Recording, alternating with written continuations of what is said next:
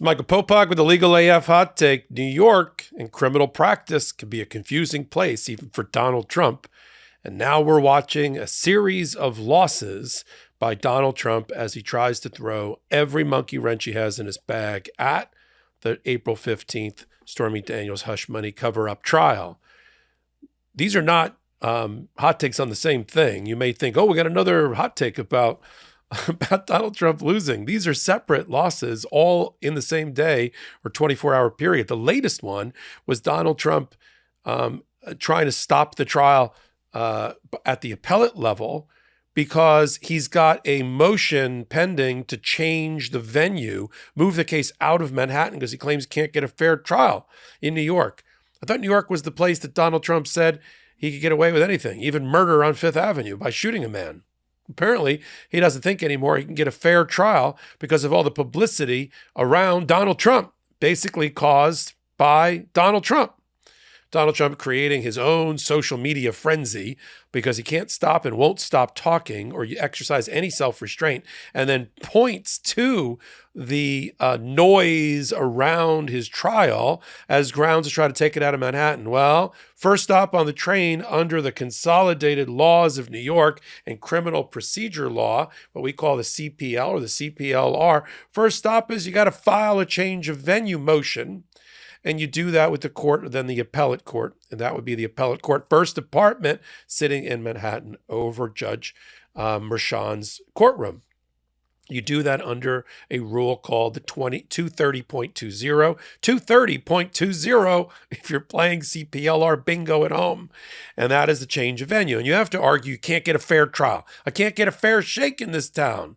And they, in their filing, we'll put it up on the board, they claimed that in a very short petition. I mean, this is like very, very tiny here. You'll see it. We have a kind of a copy of a photocopy because New York doesn't have, even though it's the business and technological capital of the world, arguably, the court system doesn't have an electronic docket. And we have to like go grab copies of things and then photocopy them. Or in this case, you see somebody's hand in the photo, take a photo of them and circulate them. But this is the summary statement on an application for interim relief. It's the form. You rip a form off.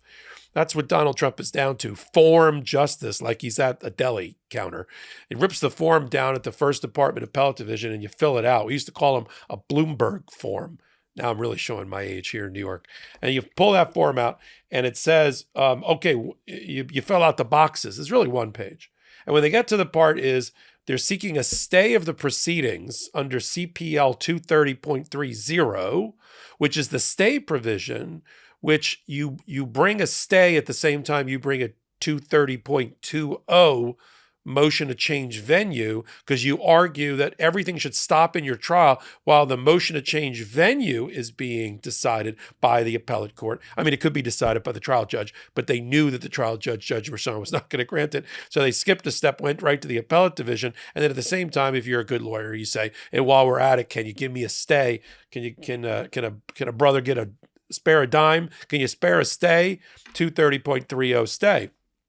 And this is what we're getting the results of today.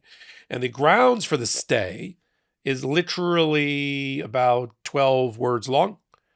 This is how we do it in New York. It's very, very simple. You write it out by hand on a form, and then the court will tell you whether they're going to give it to you or not. It says jury selection is scheduled to begin on April 15th. I agree with Donald Trump's lawyers on that.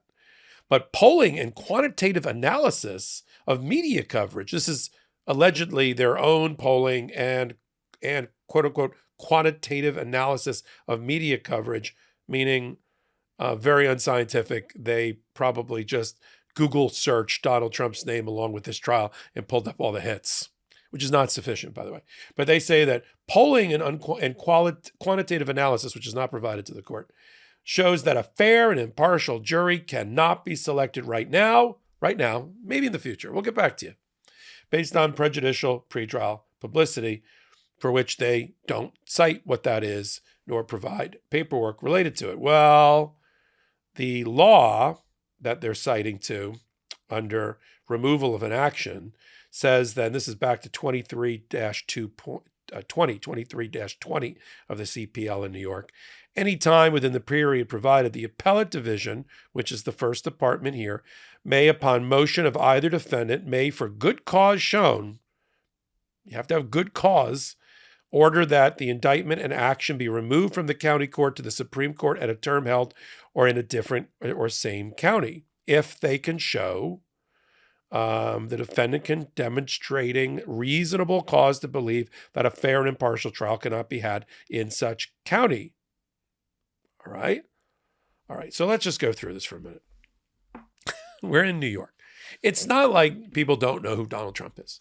And it's not like the appellate division, who denied this motion for stay, by the way, is not going to stay the trial on this ground.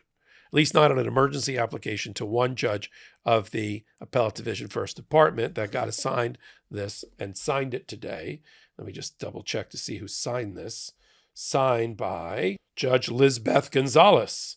Judge Lizbeth Gonzalez, one of the justices presiding over the first department. She's not, there's about 12 of them. There'll be 5 at a time when they do the appeal, but these duty judges, whoever's there, today was Honorable Lizbeth Gonzalez Day, and she handled that. They know what happened with Donald Trump. It's not a random defendant who they had to scratch their head and say, who is this guy? Why was there so much publicity around him? I mean, he's 91 times indicted in 4 different cases. He's been tried in multiple cases, including in New York, including the New York Attorney General case for $465 million, over which this same appellate court has jurisdiction. They know, they have eyes and ears. They read the paper. They have clerks, if they don't, who will give them information. So they know that there's been multiple trials of Donald Trump. So he can get a fair trial, right? 17-count felony conviction tax evasion case, fair and impartial jury, 12-0 against Donald Trump 2 years ago against Trump Organization and Alan Weisselberg, proves that point.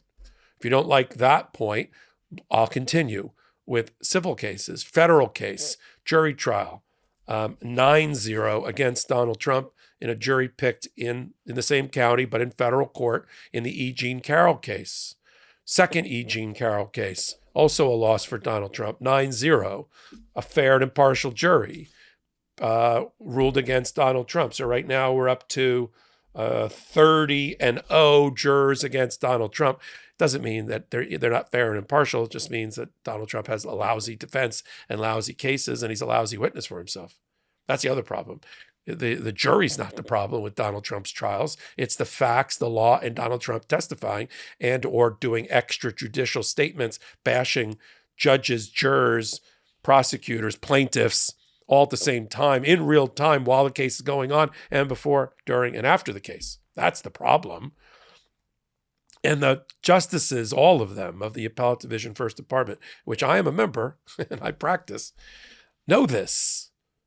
So this argument that, well, we did a Google search and it came up a lot of hits with Donald Trump's name on it. Yeah, a lot of hits generated by Donald Trump bashing Judge Merchan. And if he wasn't just bashing Judge Merchan, he was bashing Alvin Bragg, the prosecutor, the DA, the investigators, the witnesses like Michael Cohen, witnesses like Alan Weisselberg, going after the judge's daughter, Lauren Merchan, on a regular basis, including when he couldn't do it with point-blank statements. He did it through his opposition to the gag order, in which he bashed her mercilessly for 37 pages.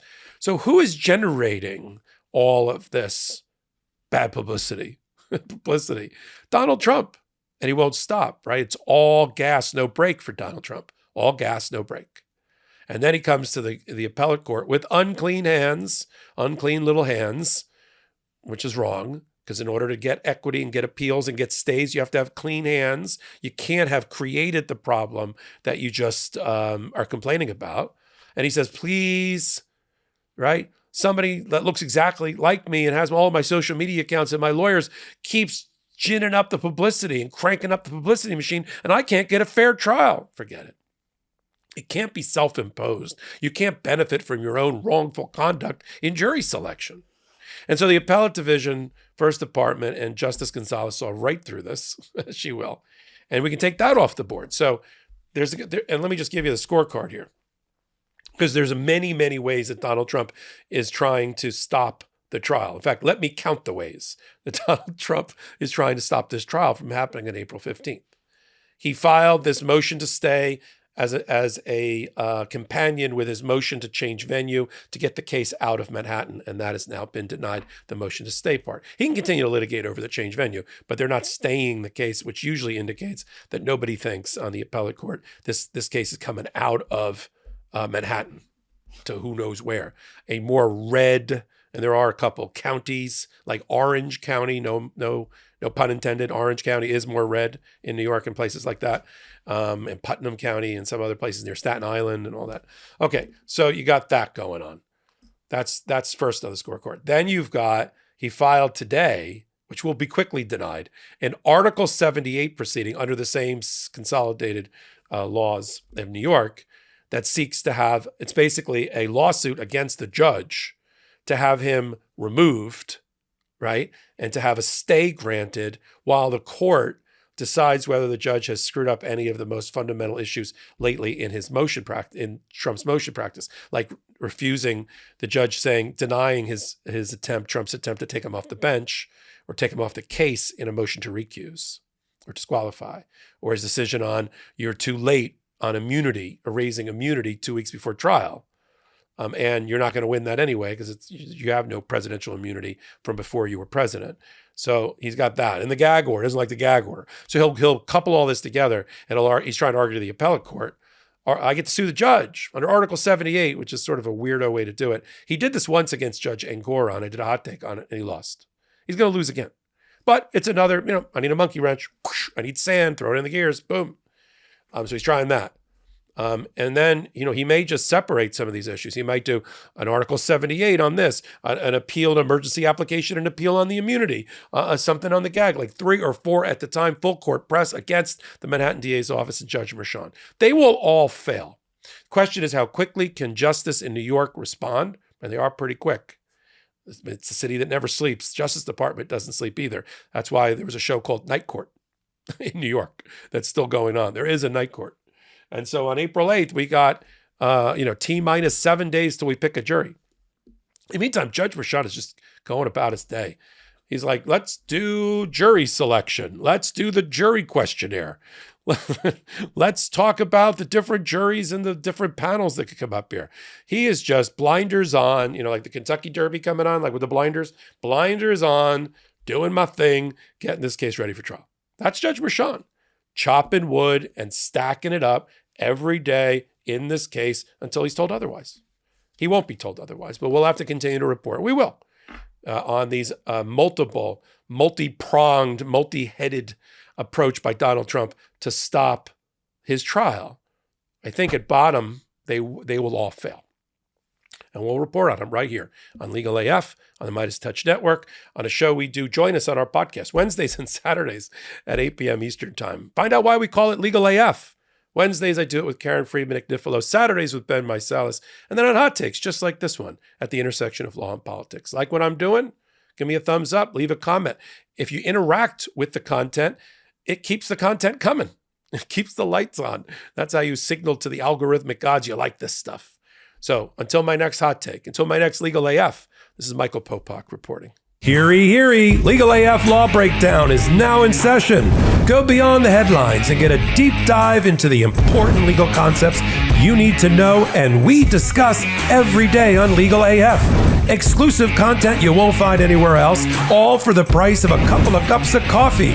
Join us at patreon.com/legalaf. That's patreon.com/legalaf.